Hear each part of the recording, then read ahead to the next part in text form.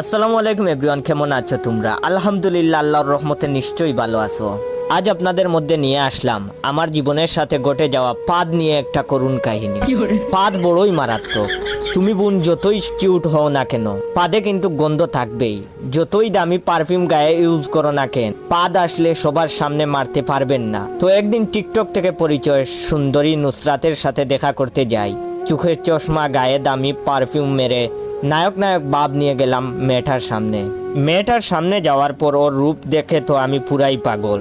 এত সুন্দর, ওর সুন্দরের কাছে সানি লিওন আপুও হার মানায়। যাই হোক, ফুল দিলাম, রোমান্টিক কথা বলতেছি।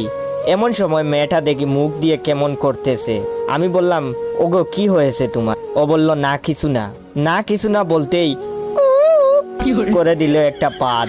যেই না দিছে, পাদের গন্ধে আমি অজ্ঞান হয়ে গেলাম। পরে 2 দিন পর হসপিটালে হুশ আসলো।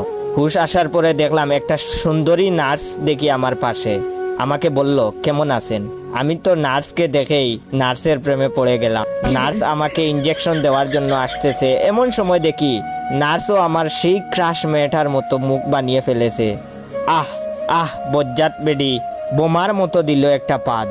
পাদের আওয়াজ শুই না মনে হইছে বোম ফুটছে। আমি বয়ে হার্ট স্ট্রোক করলাম। এখন বর্তমানে কুমাতে আছি।